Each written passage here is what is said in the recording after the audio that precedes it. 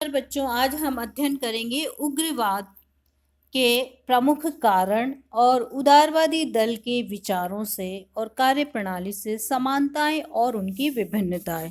इससे पूर्व वाली क्लास में हमने अध्ययन किया उग्रवाद के कारण क्या क्या रहे। उसमें आपने जाना अंग्रेजी राज्य का स्वरूप की सही पहचान उदारवादियों द्वारा करवा दी गई, लेकिन उदारवादियों की उपलब्धियों से एक युवा वर्ग जो कांग्रेस में सम्मिलित था वो संतुष्ट नहीं था और उसे राजनीतिक भिक्षावृत्ति की संज्ञा प्रदान करता था। इस समय इंग्लैंड में अनुदार दल का शासन था। वो भारत में संवैधानिक सुधारों के प्रति तनिक भी उत्साहित नहीं थे। अंग्रेज सरकार द्वारा भारतीयों के साथ रंग भेद की नीति अपनाई जा रही थी और इसी समय अकाल और महामारी का प्रकोप अपने चरम सीमा पर था। शिक्षा के विकास ने कांग्रेस के एक नए वर्ग को नवीन दृष्टिकोण से सोचने के लिए विवश किया। भारतीयों में उग्रवाद के द्वारा आत्मविश्वास और आत्मसम्मान के भाव को जागृत किया। दयानंद सरस्वती, स्वामी विवेकानंद, अरविंद घोष थियोसॉफिकल सोसाइटी द्वारा भारतीयों के सामाजिक और धार्मिक आंदोलनों के माध्यम से हिंदू धर्म की श्रेष्ठता को प्रतिपादित किया गया। एबिसिनिया जैसे छोटे से राज्य द्वारा इटली को परास्त करने से रूस और जापान के युद्ध में रूस की पराजय और जापान की विजय, आयरलैंड और इटली के एकीकरण ने भी भारतीयों में उग्रवाद को पनपने में महत्वपूर्ण भूमिका निभाई। इसी समय लॉर्ड कर्जन के द्वारा बंगाल का विभाजन किया गया और इसने उदारवादी राष्ट्रीय भावना को पूर्ण क्रांतिकारी भावना में तब्दील कर दिया। उग्रवादियों को जो उग्रवाद था उसके उदय में लाल, पाल और बाल का नेतृत्व भी महत्वपूर्ण रहा। बंगाल का विभाजन जिसने उग्रवाद को अवश्यंभावी बना दिया। अब बच्चों हम देखेंगे उदारवादी दल के विचारों से कार्यप्रणाली में क्या क्या समानताएं थी उग्रवादियों की और क्या क्या विभिन्नताएं थी। सबसे पहले हम देखेंगे दल के नेता। दोनों ही दलों के नेता जो थे मध्यम वर्ग के थे और भारतीय हितों के लिए कार्य करना चाहते थे। दोनों दल राजनीतिक अधिकारों को प्राप्त करना चाहते थे। उदारवादी दल के नेता दादा भाई नौरोजी, गोपाल कृष्ण गोखले, दीन शाह बाचा, मदन मोहन मालवीय थे। तो लाला लाजपत राय, लोकमान्य तिलक, बिपिन चंद्र पाल उग्रवाद के प्रमुख थे और दोनों का उद्देश्य एक ही था, भारतीयों के हितों के लिए कार्य करना और दोनों ही दल राजनीतिक अधिकार को प्राप्त करवाना चाहते थे।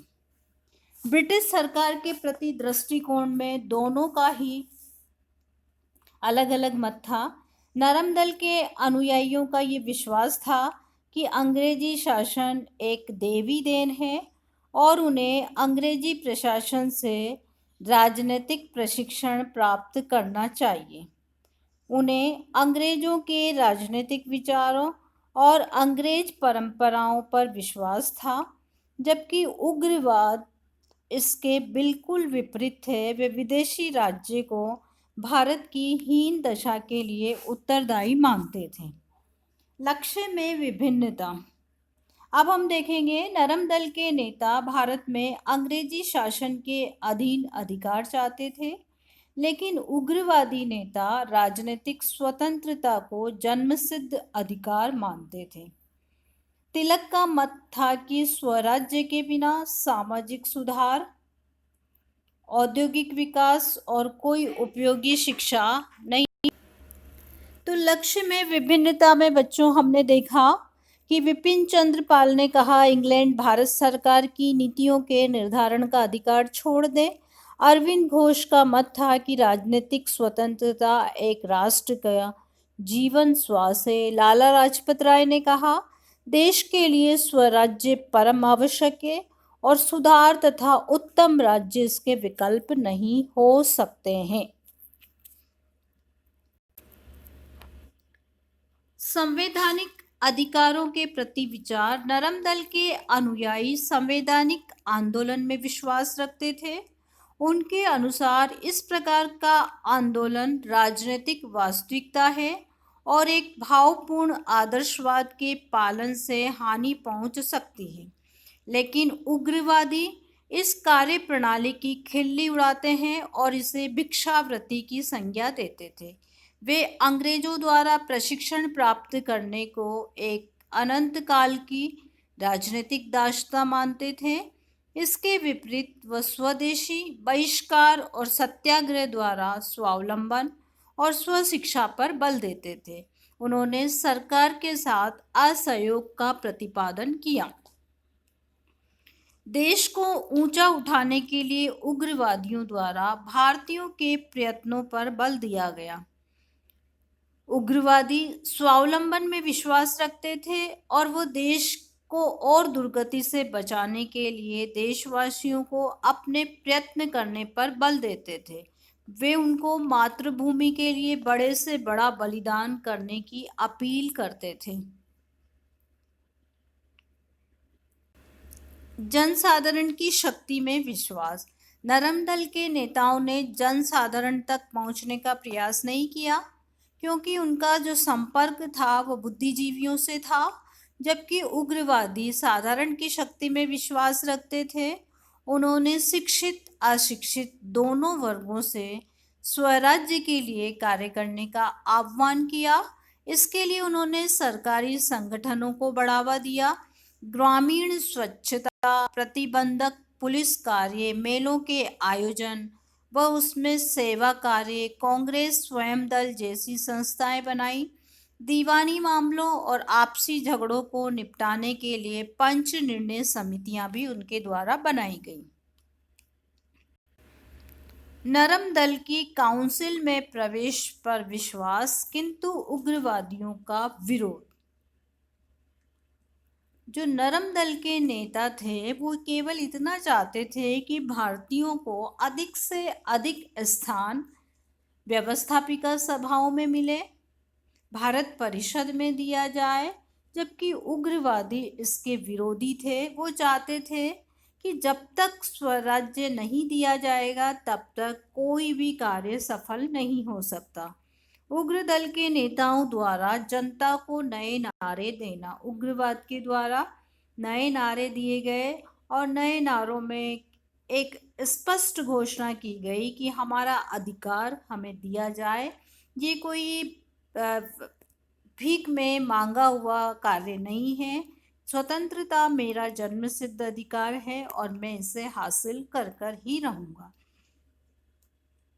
और इस नारे के लिए वो सीधी कार्रवाई करने के लिए तैयार थे। उग्र दल द्वारा भारत के भूतकाल और भारतीय वीरों से प्रेरणा प्राप्त करना। उग्र दल के नेता शिवाजी उत्सव को राष्ट्रीय रूप प्रदान करते थे। अन्य नेताओं ने भी भारत के प्राचीन गौरव से प्रेरणा लेकर आगे बढ़ने का काम किया, जबकि नरम दल के नेताओं द्वारा इस प्रकार का प्राचीन गौरव का कोई गुणगान नहीं किया गया। क्योंकि वो पश्चिमी सभ्यता से प्रभावित थे।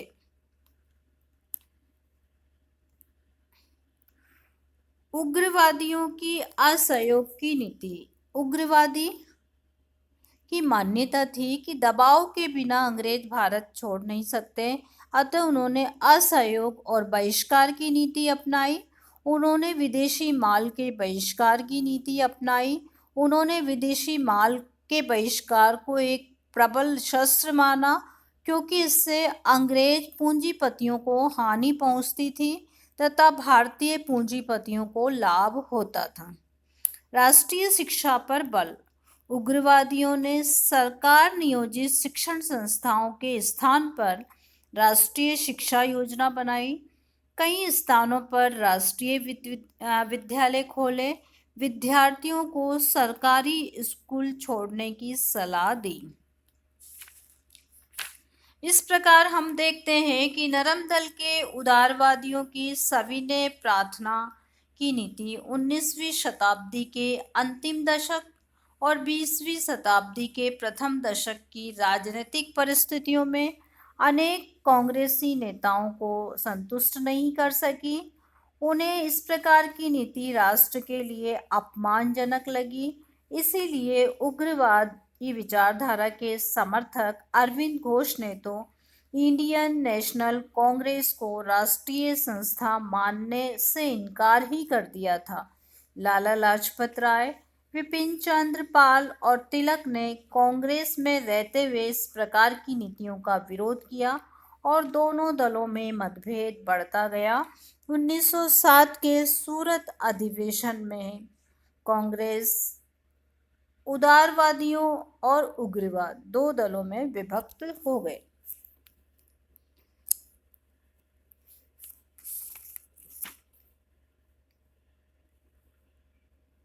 इस प्रकार बच्चों आज हमने ये पढ़ा कि उदारवादी के विचारों से उग्रवादी विचारधारा किस तरह से भिन्न थी। यद्यपि दोनों दलों का एक ही उद्देश्य था, भारतीयों के हित में कार्य करना और राजनीतिक अधिकारों को दिलवाना, लेकिन साधनों में अंतर था। दोनों के साथ